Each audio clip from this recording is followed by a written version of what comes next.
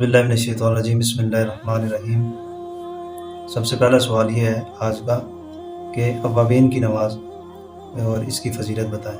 तो अवाबीन जो है ये मगरिब की नमाज के फ़ौरन बाद जो है 6 रकात हैं। हज़रत अबू हुरैरा रज़ी अल्लाह तआला अन्हु रावी हैं, आप फरमाते हैं कि नबी करीम सल्लल्लाहु अलैहि वसल्लम ने इरशाद फरमाया, जिसने मगरिब की नमाज के फ़ौरन बाद 6 रकात नमाज सलात अवाबीन अदा की और इनमें 6 रकात के दरमियान किसी भी किस्म की कोई बात नहीं की तो इसे 12 साल की इबादत का सवाब मिलेगा। तो इसलिए सलात अवाबीन पढ़नी भी चाहिए और दूसरों को हमें इसकी तरगीब भी देनी चाहिए। दूसरा सवाल है, रोज़े की हालत में इंजेक्शन वगैरह इनका हुक्म पहले भी बयान कर दिया गया, इससे रोज़ा नहीं टूटता। तो खून देना या लेना दोनों सूरतों में जो है ये रोज़ा नहीं टूटता। हाँ, अगर खून देने से इंसान को अपने रोज़े का वो जो है ख़तरा लायक हो जाए, फिर बकिया रोज़े रखने इसके लिए मुश्किल हो जाए, तो इसके लिए खून देना मकरूह है। हाँ, अगर इतना ताकतवर है तो उससे रोज़ा अपना रख सकता है, उससे रोज़े पर कोई फ़र्क नहीं पड़ता। ताकत के लिए कि कोई आदमी अगर इंजेक्शन लगवाता है, इसका हुक्म भी ऊपर बयान कर दिया कि इससे रोज़ा मकरूह हो जाता है।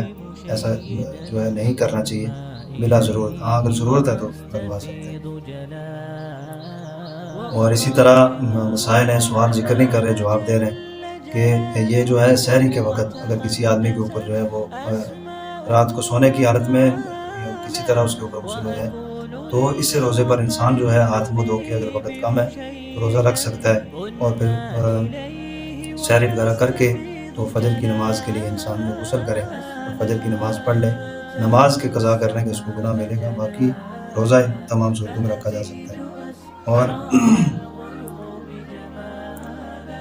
साजिद साहब ने पूछा है कि इसका हुक्म बयान फरमाए कि ये हलक में जो इंसान के खून चला जाता है उसका भी बता दिया कि अगर थूक इंसान की जो है वो कम है और खून गालिब है, तो अगर वो इंसान के हलक के अंदर पहुंच जाए तो इस सूरत में इंसान का रोज़ा टूट जाता है, उसका जायका भी महसूस हो इंसान को हलक में। हाँ, खून वैसे हल्की मिकदार में थोड़ा सा था, इससे रोज़ा नहीं टूटा।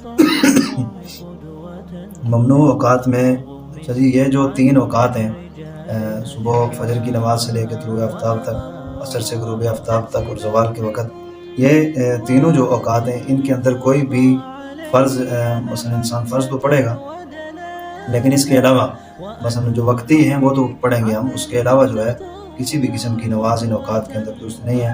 हाँ, इन औकात के अंदर सजदा तिलावत और इसी तरह नमाज जनाजा और क़ज़ा नमाज, ये तीनों नमाज़ें इन औकात के अंदर पढ़ी जा सकती हैं। तरावी हमारे नज़दीक जी 20 रकात हैं, अहनाफ के नज़दीक और हनफिया के नज़दीक, और पूरा महीना है, बाजमात हैं, मस्जिद के अंदर है, पूरा कुरान ख़त्म किया जाए बेहतर है। अगर पूरा कुरान ख़त्म करने वाला नहीं है सूरत तरावी पढ़ सकते हैं। और इसी तरह मसला पूछा है नाबालिग की इमामत के बारे में बताएं।